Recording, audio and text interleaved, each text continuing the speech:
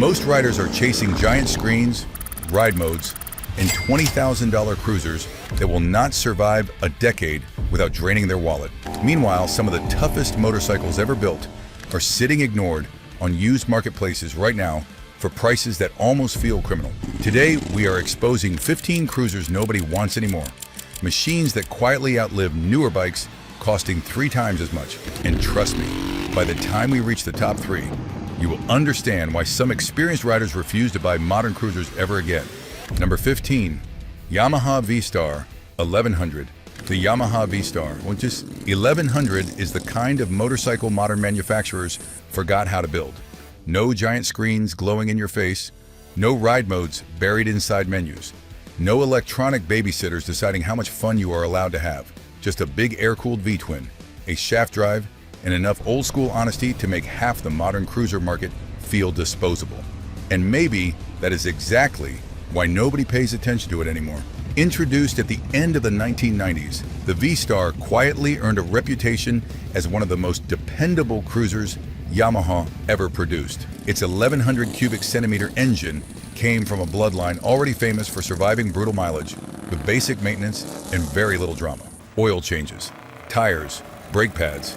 Ride it again. That is the relationship.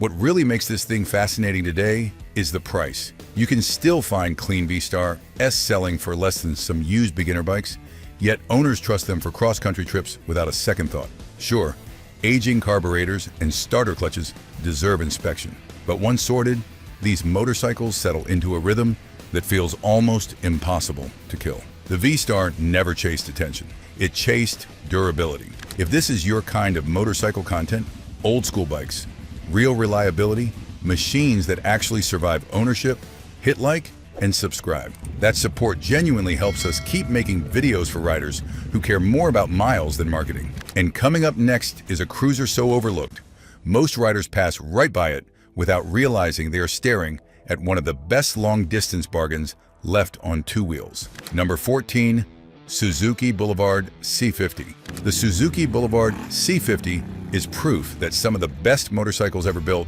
never become famous. Because while the cruiser world spent years chasing giant engines, flashy badges, and overpriced touring machines, this thing quietly built a reputation for surviving almost anything. And somehow, hardly anybody talks about it. Originally born as the Volusia before Suzuki renamed it the Boulevard C50, this motorcycle was engineered with one mission: dependable long-term ownership. Not trends, not attention, not parking lot bragging rights, just years of honest riding.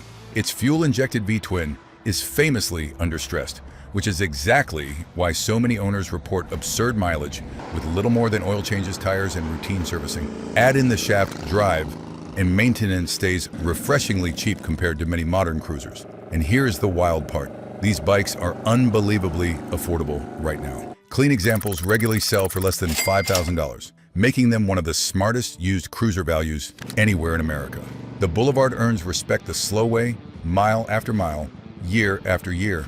But its calm personality is also why many riders never give it a second glance. For some, it almost feels too sensible, too comfortable, too invisible, which is exactly why attention started shifting toward the next bike, a cruiser that kept the reliability Japanese riders trusted, but added a lower stance, sharper styling, and just enough attitude to make younger riders finally stop scrolling past metric cruisers. Number 13, Kawasaki Vulcan 900. The Kawasaki Vulcan 900 is the kind of motorcycle that never needed a loud reputation to earn respect.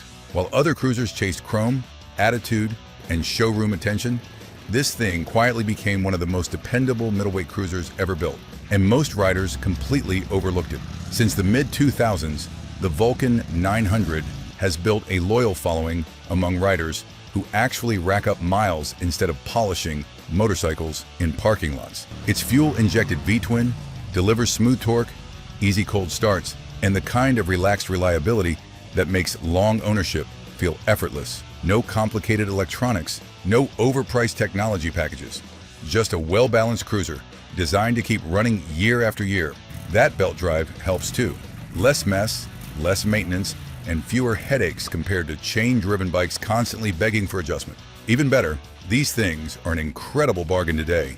Clean Vulcan, 900s regularly sell for less than $6,000, which feels almost ridiculous considering how many owners report mileages deep into six figures with basic servicing.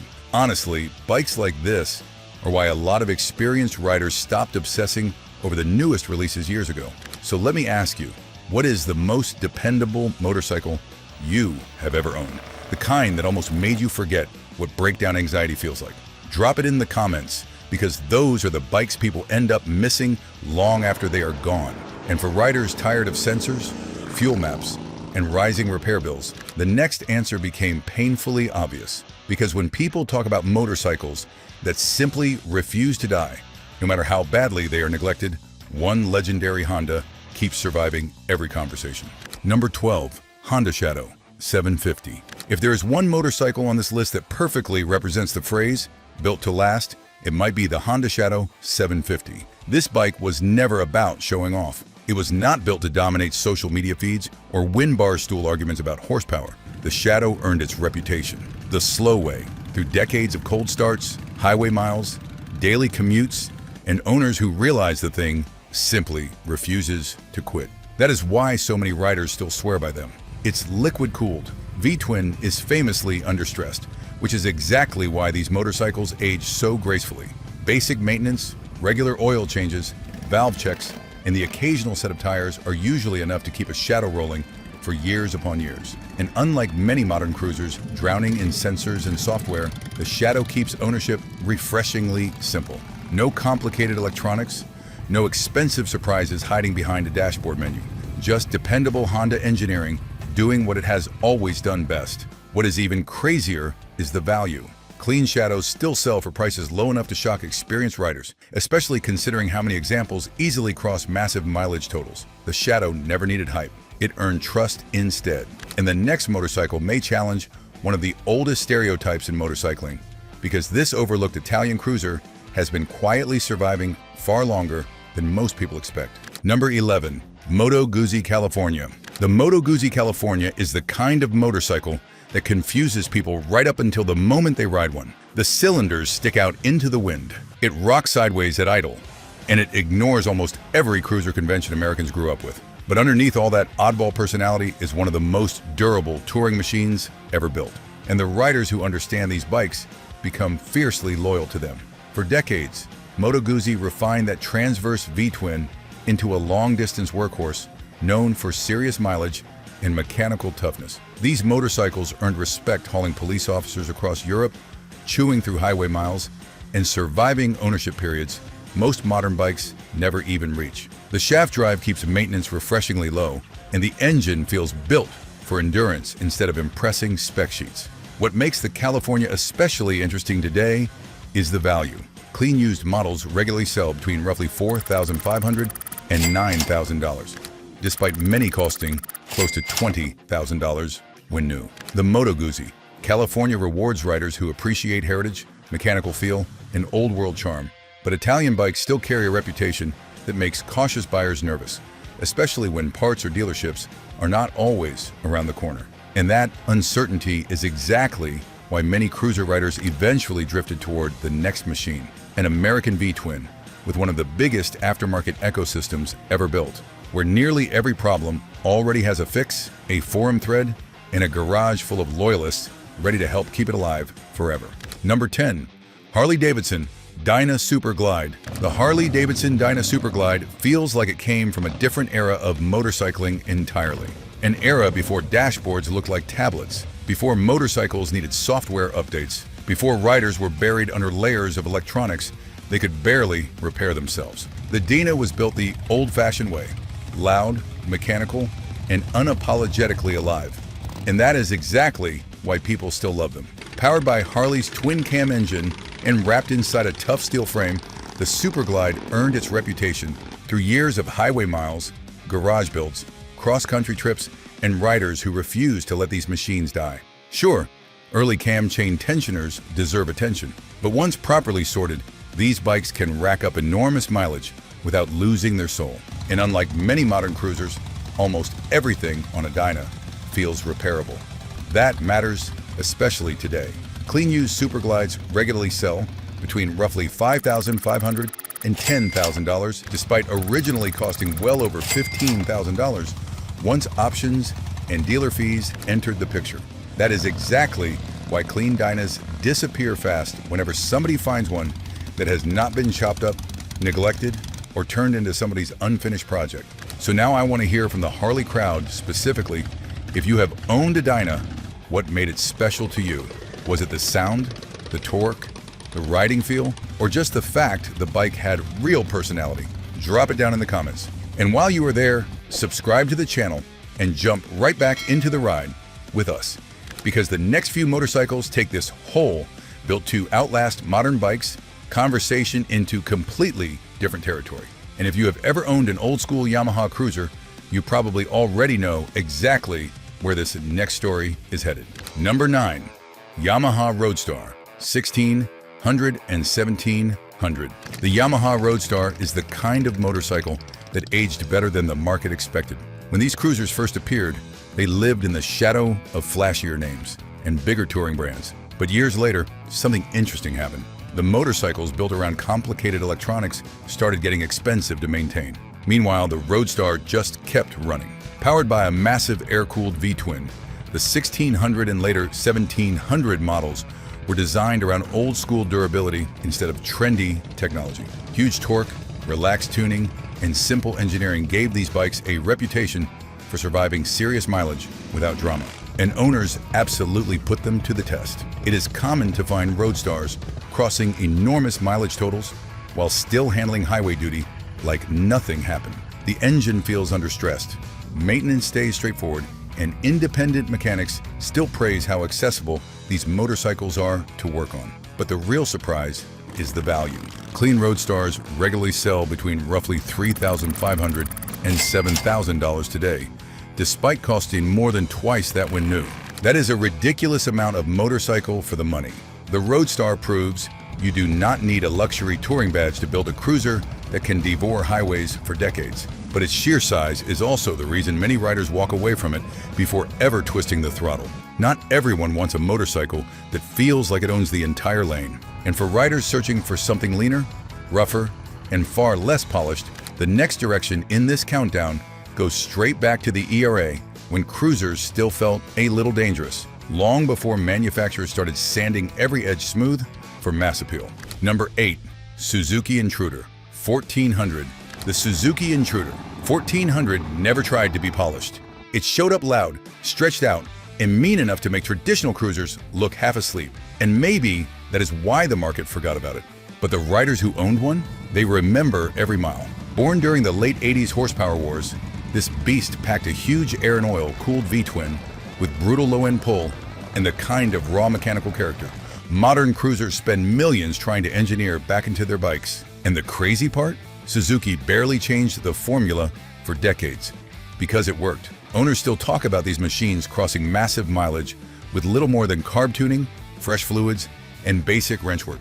No ride modes, no giant touchscreens, no expensive electronic headaches waiting to drain your wallet. Meanwhile, clean used examples still sell for bargain money, making this one of the best hidden value cruisers on the road today. But eventually, some riders want the same long-term toughness without sacrificing comfort every time the trip stretches past a few hours. And that demand for durability with real touring comfort is what brings us to the next machine, a heavyweight cruiser built for riders who care less about chrome statistics and more about whether a bike can still cross 3 states without begging for mercy halfway there. Number 7, Kawasaki Vulcan 1500 and Kawasaki Vulcan 1600. There is something stubbornly old school about the Kawasaki Vulcan 1500 and 1600. While modern cruisers chase giant screens, ride modes, and enough electronics to launch a satellite, these big Vulcans just keep thundering down the highway like none of that ever mattered. And honestly, maybe it never did. Built for long-haul riders, instead of showroom hype, the Vulcan platform earned a reputation for low-stress durability, massive torque, and all-day comfort. These engines were never tuned to the edge. Kawasaki built them to run relaxed, and that is exactly why so many of them are still alive today. Owners regularly talk about crossing 80,000, 100,000, even higher mileage with little more than fluid changes and routine servicing. Shaft drive models made ownership even easier turning these cruisers into true mile-eating machines.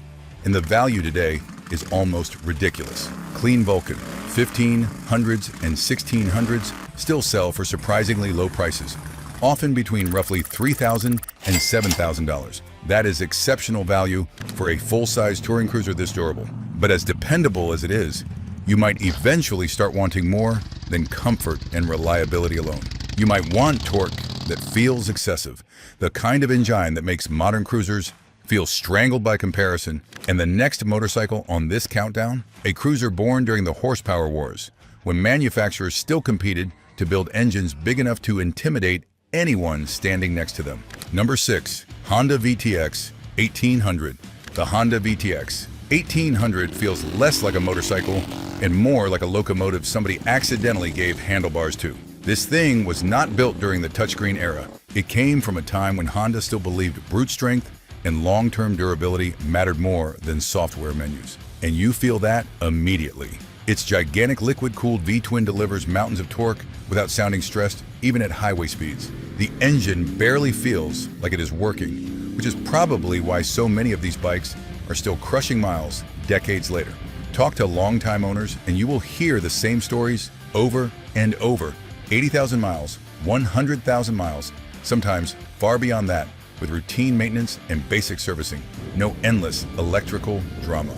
No fragile rider assist systems. Just old school Honda engineering built to survive abuse. And somehow, the used market still undervalues them. Clean VTX 1800s regularly sell between roughly $4,000 and $8,000, which is incredible value considering the size, reliability, and highway comfort you are getting.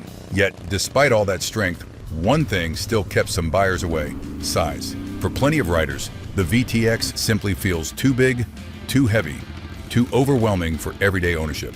And that gap in the market opened the door for the next chapter in this countdown. A forgotten American brand that quietly built cruisers with serious power, aggressive styling, and loyal owners who still argue they were better built than half the machines wearing more famous badges today.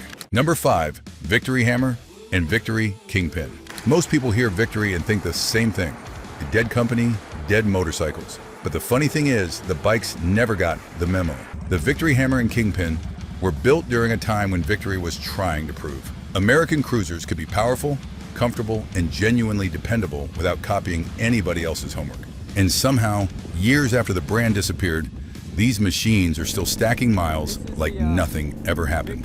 That Freedom V-twin became the heart of the legend. Big torque, air and oil cooling, hydraulic lifters, simple muscular engineering that owners routinely push past 100,000 miles with surprisingly little drama. The Kingpin earned respect for its smooth ride and long-distance comfort. The Hammer became a highway muscle bike with attitude for days, different personalities, same reputation for durability. And today, they are absolute steals. Clean used examples regularly sell between roughly $4,000 and $9,000, which feels almost ridiculous for this much American V-twin performance and reliability. But there is one thing even loyal Victory owners cannot completely escape: uncertainty.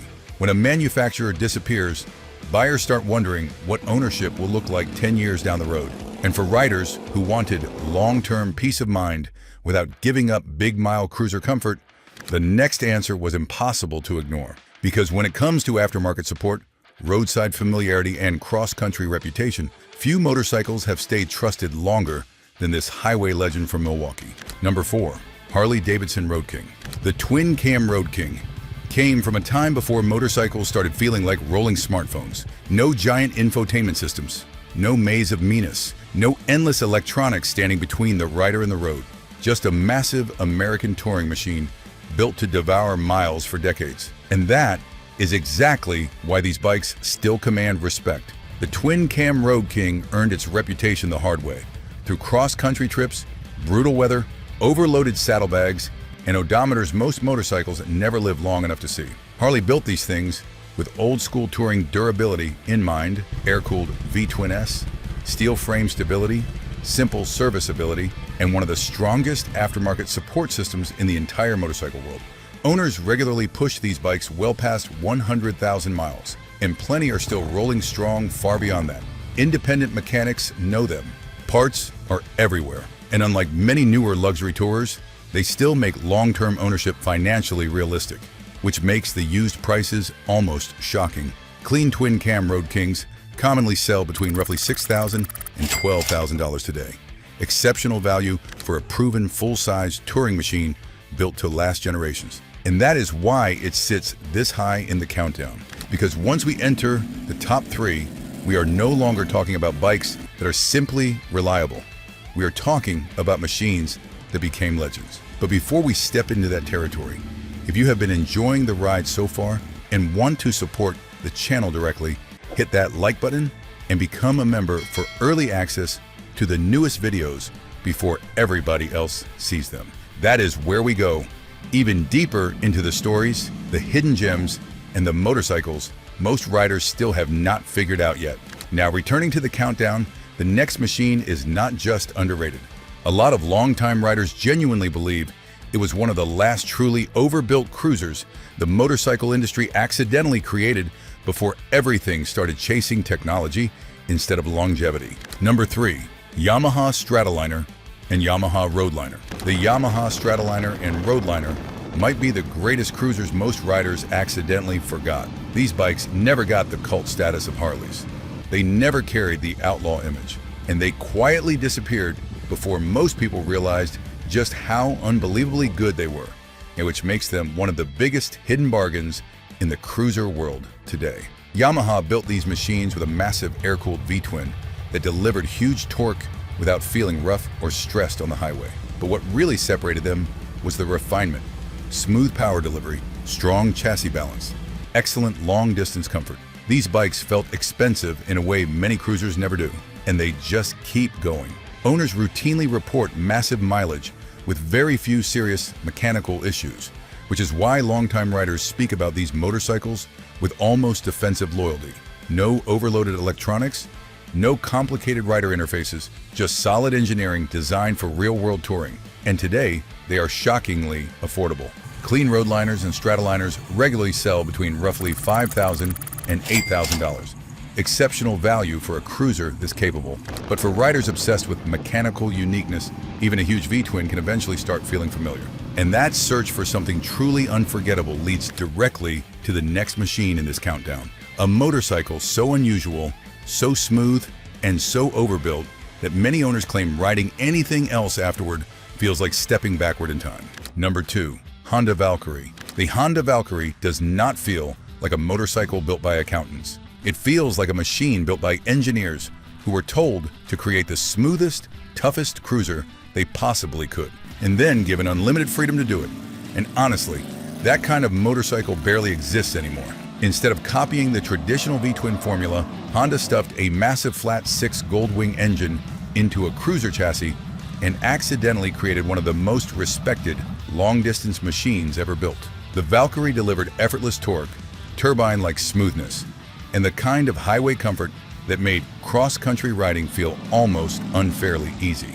But the real legend is the durability. Owners routinely talk about 100,000, even 200,000 miles, with shockingly few major repairs. These engines are so understressed that many riders swear the motorcycle will outlive them if maintained properly. Shaft drive simplicity only adds to their reputation, and somehow the used market still has not caught up. Clean Valkyries regularly sell between roughly $5,000 and $10,000. Exceptional value for a cruiser with this level of engineering and long-haul reliability. The Valkyrie became a cult legend because it ignored almost every cruiser convention at once. A flat 6 engine, endless highway comfort, and durability that borders on absurd. But for some riders, its smoothness almost makes it feel too refined, too civilized for a machine meant to dominate the open road, which is why the final step in this countdown belongs to a completely different kind of monster. The next machine was not built around elegance or sophistication. It was built around presence, torque, and brute force longevity. A cruiser so massively over-engineered that even today, riders still speak about it like manufacturers accidentally created something too durable to survive the modern market. Number 1, Kawasaki Vulcan, 2000. The Kawasaki Vulcan 2000 feels like the final middle finger to modern motorcycle design. This thing was not built to impress tech reviewers or sell software updates. It was built for one purpose: to dominate highways for decades without quitting. And that is exactly what it did. When Kawasaki unleashed this monster in the mid-2000s, it carried one of the biggest V-twin engines ever placed into a production cruiser. Massive torque, huge steel construction, shaft drive durability. Everything about it felt unapologetically overbuilt. But here's what shocked riders most. Despite its size, the Vulcan 2000 developed a reputation for surviving enormous mileage with surprisingly little drama. Owners constantly talk about these engines crossing 100,000 miles while barely sounding broken in. The motor lugs effortlessly at highway speeds, almost like it was engineered to last forever. And unlike many modern touring bikes drowning in electronics, the Vulcan stayed refreshingly honest. No overloaded rider assist systems, no complicated digital ecosystem, just mechanical muscle and long-haul durability. Even better, used prices remain shockingly reasonable. Clean examples regularly sell between roughly $5,000 and $9,000. Exceptional value for a cruiser this powerful and this durable. And maybe that is the real lesson here. The motorcycles nobody wants today may become the only ones still running tomorrow. And honestly, that is what makes these bikes so interesting. Most of them are not trendy anymore. Some are discontinued. Some got ignored for years. But somehow, they are still running while newer bikes keep getting more expensive and more complicated. And now, you might think reliability is already figured out. But on the other side of the motorcycle world, manufacturers are changing fast, chasing screens, software, subscriptions, and complexity. And trust me, there is no better place to see where all of this is heading than the next video on your screen. It completely changes the way riders think about modern motorcycles. Click the next video to continue the road trip. Join our tribe by subscribing. And if you want early access to the newest videos, become a member. And do not forget to like this video.